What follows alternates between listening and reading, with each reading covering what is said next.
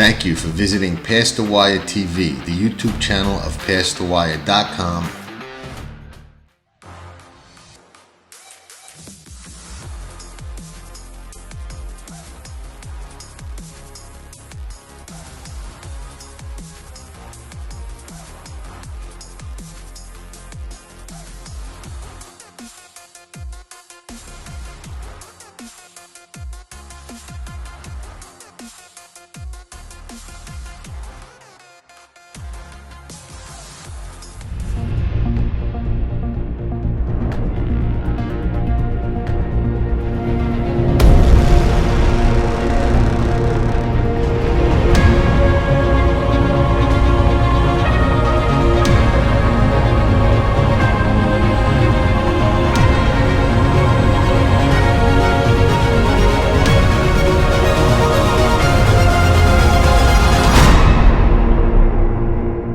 Buongiorno, everybody. Welcome to another episode of Saratoga Today. We are day 12 into the 2021 Saratoga meet. Thanks to our friends at AM Wager, Zilla Racing Stables, Spendthrift Farm, who all help make these shows possible. As we thought yesterday, it was pretty much a washout. The rain came off the turf, sloppy, sealed. We liked one horse in the stake, and he ran big. Tate ran big off the bad race at Parks, like we discussed that angle. Just second best. We got a little seconditis. It happens. It really hurt with Shug's horse Never Explain at 26-1. This one wasn't a big price like that and wasn't nearly as close. But the angle we talked about, running good off a bad race, did hold up, and that's something that I think everybody should remember going forward. When you can find an excuse or forgive a bad race and get a little better price on a horse than you would have off a good race coming back, it's nothing to be afraid of. It's an angle that works. Today they were already off the turf because not only did it rain yesterday, but after the races I heard it just poured torrentially, soaked the track, soaked the turf course. Early decision, take them all off, which is good. I didn't like the card that much, to tell you the truth anyway. That's the bad news. The good news is, I think that our first major wager won. Our second major wager of the meet is a good chance is going to be tomorrow. You don't want to miss tomorrow, Saratoga Today. We'll talk about the 3 stakes on the card, the Vanderbilt, the Jim Dandy, and the Bowling Green, maybe some other races as well. Already started to work on that, already did the stake races, and I like that card considerably more than I like today's. And today, like I said, they're already off the turf. We don't have the scratches yet. There was not a lot that I liked. There were 2 horses that kind of caught my eye, and the way my meet's been going, it figures they're in the same race, and I'll talk about them briefly. In the 7th race, I thought Tommy Gunn was very interesting.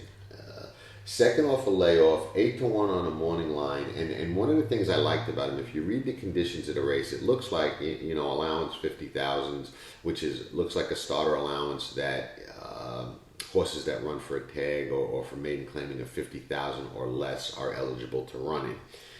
And it also says all horses who have never won a race other than maiden claiming or starter. So it's tricky the way the conditions read, but it's also a non-winner or one. And Top Gun Tommy is one of the few horses in there who has not run for a tag. So I always give a little bit of an edge to a horse that hasn't run for a tag against a horse that has. And it often pays off and holds true. I think he gets a good trip with Jose Ortiz, second off the layoff for Kelly Breen, who was a sharp trainer. And I thought he was one of the horses to beat. I'll be surprised if that 8-1 holds. I think he'll take money.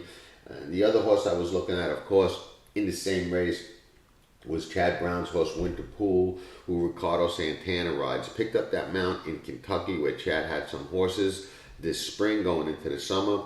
Rode him really good twice. Horse really improved with the blinkers on last 2 times out. Did run for that maiden 50. That's why he's eligible for this race. But I think he's sitting on another good one. I think the 1.125 is perfect. He moved last time and got to the front. Couldn't seal the deal. But I think he's getting better and it'll be a little tougher this time because of that. And Ricardo made time to ride a little differently, different track. And I think those are the two to beat in there. And they're both fair prices on the morning line. We'll see if that holds up. But if I was betting a pick 4 or pick 5 or pick 6 like I used to love to do, those are the two that I would use in there. We'll talk about the Curlin because it's got Travers implications and it's an important race, and you know, a potential star first captain is in there, and he's 7-5 on the morning line, and obviously can win the race. He's a super talented horse. After his first start, he went on the tracking trips list on the Pass the Wire website as a potential star. So I saw in him what a lot of other people did as well. He cost a lot of money, so a lot of people saw it early on. Nice son of Curlin, ironically in the Curlin Stakes. And there were some interesting factors to consider though. You know, Shug is a pacing guy. He didn't go to the Jim Dandy against Essential Quality, who he'll probably have to face into Travers if this colt passes the test and goes on that way. But Shug's philosophy and the way he trains, he's an old school guy and great horseman, phenomenal. He kind of lets the horse take him to the race as opposed to taking the horse to the race. So first captain's going to have to show him he belongs and is ready for the Travers. And the interesting thing, in my opinion, is that doesn't necessarily mean he has to win. He has to run well enough for him to look like he can take that next step forward into, you know, that kind of company. And again, that doesn't mean he necessarily has to win, but he has to run well, and he has to run in a manner that appears he can go forward off of. So that said, he's interesting today. If you're ever going to bet against him, it's probably the day to do it. He's going 2 turns for the first time. And the angle I really want to focus on, and this is something that you know, a lot of people can hopefully take forward with them and really tune their game and learn from. People tend to automatically think when a closer gets more distance, okay, or a horse is closing at 6 furlongs or 7 furlongs and is now going a mile, oh great, he's got more distance, going to be able to close and get up. Of course it happens sometimes, but it's actually a bad angle, and I'll tell you why. Most of the times, these off-the-pace horses, when they go long the first time, or when they go 2 turns the first time, or get that extra distance, they don't have the same punch or kick that first time they're doing it. It usually takes a race or 2 getting accustomed with that extra distance and 2 turns to get them back to having that punch if they're true routers and really want that distance. If they're not, then they cut back, or they should cut back, and sometimes that punch or that kick comes back into shorter races. Quote, the off-the-pace sprinting types. Whitmore, perfect example.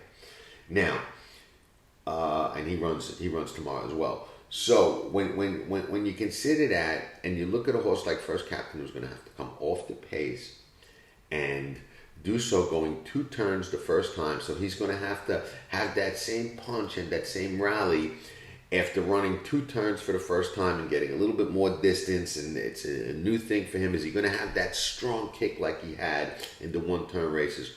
We'll find out. If he does, he's a really, really good horse, because more often than not, that first time they won't. So if they do, it's very telling. If they don't, but they still got something and run good, it's encouraging for them to go forward. If they just don't, then I tend to think, and I'd bet dollars to donuts that Shug would agree. If they don't, then they're a cutback type of horse, maybe a mile in the 16th, you know, that kind of situation. So it will be very interesting to watch that angle, watch First Captain, see how he performs. On paper, obviously looks the best. He's a nice horse, and he's got pace to run at. So he could and probably should win this and pass this test. But it's no cakewalk like a lot of people may assume. And at a very short price, it's not the best angle to wager on, in my opinion. I'll probably be watching, thinking he's likely going to win and probably should win, but he certainly is not the kind of 4 to 5 shot that I like to bet on, because I'm not afraid to bet on a 4 to 5 shot. I'm not afraid to bet on a 45 to 1 shot. I think this show has shown that already in the short history of it, a couple of weeks into the Saratoga meet. But if I'm going to take a short price, it's got to be under the conditions and situation that I really like and embrace. I would prefer more, believe it or not, and we touched on this with a speed horse going from 6 to 7/8 or a mile. I tend to, in what would seem to be contrary to the majority opinion, I tend to like a speed horse going a little bit longer the first time out, or stretching out the first time out, because they're not being asked to, kick in. They're being asked to carry their speed, and they'll probably get a chance to go slower earlier in order to enable them to do that. So that's an angle that I think produces more than the off-the-pace horse getting that extra distance the first time out, the first time they get it. So just something to keep in mind. A couple of things I'll share about the race. I thought Chad's horse, Miles D, really improved in his second start. Interestingly enough, another son of Curlin. Interesting horse, improved in the second start, like I said, and very aggressive spot by Chad to run here. Has to like the horse. The other horse that I'll mention is Collaborate. Collaborate is interesting because at Gulfstream this past winter, this horse, even before his first race where he had some trouble, then he come back and win his second start by daylight. Before this horse ever ran, they were talking about the Florida Derby. They were talking about the Kentucky Derby. There was even rumors around that the first time out he was going to run in a stake. He didn't. He ran maiden special. Got beat, come back, like I said, and win.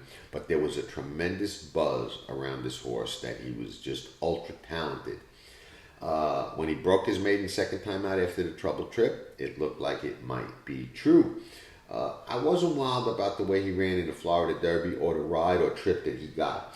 That said, he got a little freshening after a couple of races, and won his last start relatively easy at Gulfstream against not the kind of horses he's probably facing today, and certainly not against the first captain. But who knows what that buzz was all about? So maybe he's coming around and improving and starting to live up to some of that hype or some of that buzz, and maybe he's not. We'll find out. He's going to have to step up and show it today. But I think it's an interesting race to watch, and it's certainly got Travers implications with first captain. And like I said, looking ahead to the Travers, we're going to see Essential Quality and some other potential Travers horses tomorrow in the Jim Dandy. These are good races to watch and make notes on. So, and I'm talking about today in the Curlin Stakes and tomorrow in the Jim Dandy, because you can refer back to those notes when you look at the Travers in a couple of weeks down the line, and that's a major wagering day for me. It's one of the 5 or 6 days a year when I like to really, really go hard. The Breeders' Cup days, Travers Day, Belmont Day, Derby Day. There's a half a dozen days when I think you can bet like I used to like to bet and really, really go hard and really go after some big 6-figure scores. And Travers Day is one of those days. So I'll be taking notes on all of these horses, seeing how they perform, but have absolutely a keen eye on first captain, so I know if he goes into Travers whether or not I think he's got a legitimate chance to win. That said, not a lot of wagering for me today. Mostly watching, taking notes, seeing how the track plays. We're probably going to have a drying out track because they don't anticipate more rain, so it'll probably dry out and it'll probably change the way it's playing during the course of the day. If you're playing today, good luck. If you're watching like me, take notes. observe, and don't miss tomorrow, because tomorrow I'm pretty sure we're going to have our second major wager at a meet. I hope and plan on hitting it. So we go 2 for 2 on the major wagers. And that's all we got. So ciao for now, and we will reconvene in the AM. Nobody does it better.